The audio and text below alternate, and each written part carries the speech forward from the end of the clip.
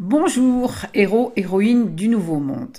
Sur le chemin de la connaissance, l'approche dite scientifique a pris le pouvoir sur toutes les autres voies de connaissance et a rejeté l'humain de la scène authentique du monde. L'homme n'accorde que très rarement de l'importance au mythe qui vit à l'intérieur de lui, aux images qui lui imposent des choix. C'est pourtant vital d'en être conscient. Car notre réalité intérieure est une mythologie. Aujourd'hui, les personnes sont capables de construire des mythes personnels.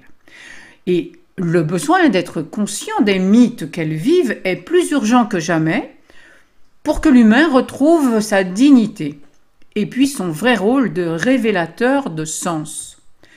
Tout ce qui ne vient pas à la conscience revient sous forme de destin, nous disait d'ailleurs Jung. Être conscient de sa mythologie, c'est comprendre que la vie est un drame dont la signification est plus large que ce qui concerne le quotidien et les formes apparentes. Pour cela, nous avons besoin de nous pencher sur la question du sens dans nos vies en réveillant la pensée symbolique et archétypale.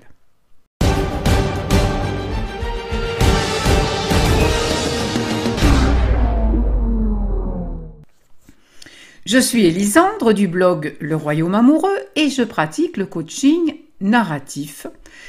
Dans le miroir des contes et des mythes, j'accompagne la métamorphose au travers de projets qui ont du sens.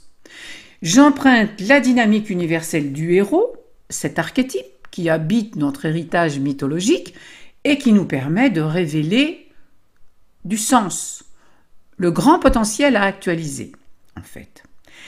La pensée symbolique, le monde des archétypes, a été délégitimé au profit d'un savoir dit objectif, mais qui est loin de combler la totalité des besoins de l'être humain, puisqu'il exclut l'être humain. Oui, la pensée objective a exclu l'être humain qui risque de plus en plus de devenir soit un robot, soit un cobaye, ou les deux. Un robot parce qu'on a vu que les essais cliniques prime sur la prise en charge des êtres humains, sa réalité subjective n'ayant plus droit de citer ou alors à la rigueur réduite à un simple effet placebo. Et un cobaye subissant des manipulations génétiques faites à grande échelle et à ciel ouvert, vous voyez de quoi je parle sans doute. Alors, même l'esclavage a vécu, c'est du passé, nous sommes au-delà si nous continuons de consentir. Réveillons-nous. L'être humain qui veut rester humain a besoin de sens autant que de pain. Le sens est le sel de la vie humaine. Sans lui, on tombe dans l'absurdité qui est la surdité du sens. Notre réalité intérieure peut et doit se reconstruire sur une mythologie individuelle.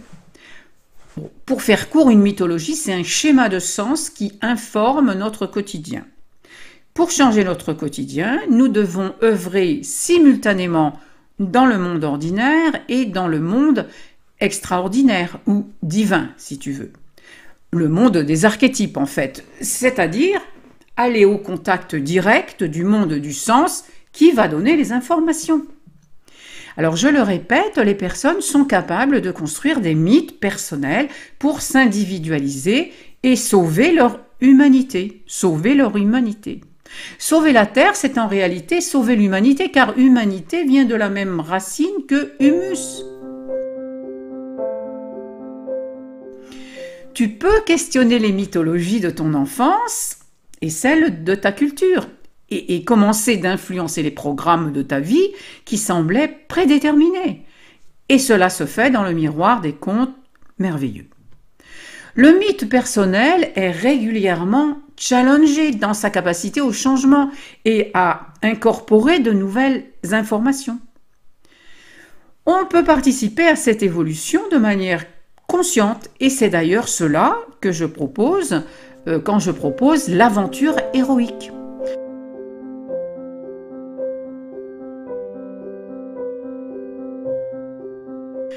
Car c'est bien sûr le héros en soi qui est capable de contacter le monde du sens et d'en rapporter de nouvelles informations. En effet, Ton mythe actuel, il peut être déficient pour répondre à ta question vitale du moment. Il faut donc l'enrichir de nouveaux symboles et archétypes pour remettre ta vie en mouvement. Un mythe personnel, c'est une constellation de croyances, de sentiments et d'images. C'est l'infrastructure qui informe ta vie, que tu y prêtes attention ou pas, qui structure ta conscience et qui t'emmène dans la direction qui devient ton chemin. Quand une personne est consciente de sa mythologie, elle vit plus intensément et de manière plus opportune d'ailleurs. Alors, examiner notre mythologie personnelle renforce le libre arbitre, bien sûr, pour faire des choix puissants et créatifs, soutenus par la trame de tout le vivant. Il est possible, dans le miroir des contes, de révéler au conscient ta nouvelle mythologie. Pour une initiation, donc à partir de ce qu'il y a de plus vivant en toi. Les personnes, parfois, se sentent appelées à mettre en œuvre un projet qui aurait du sens pour revenir sur la scène du monde, mais elles ont l'impression de blocage. Ça provoque évidemment de frustration, échec, découragement, voire abandon. Je dis tout de go que la raison en est qu'elles traitent le monde du sens, qui les appelle, avec le mode de pensée objectif.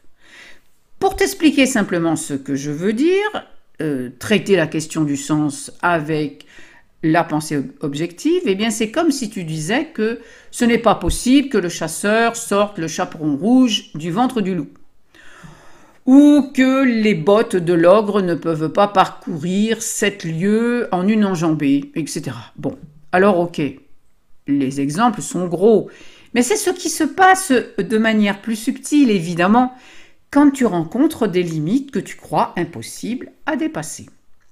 Évidemment que ce n'est pas possible objectivement, justement, en dehors de toi-même, mais subjectivement, l'archétype, le divin donc, te donnera les moyens de le réaliser à sa façon. Une mythologie n'est ni vraie ni fausse, ni bien ni mal. Elle a un sens, point. Pour toi, point. C'est pourquoi tu dois connaître l'histoire qui se trame dans ta subjectivité pour cesser d'être un cobaye ou un robot conditionné par des fictions génocidaires qu'il faut arrêter. Alors sous la vidéo, tu as des liens pour vivre l'aventure héroïque ou pour obtenir des cours privés. Consulte-les. Tu peux aussi télécharger mon coffret offert ou t'inscrire directement au Royaume Amoureux.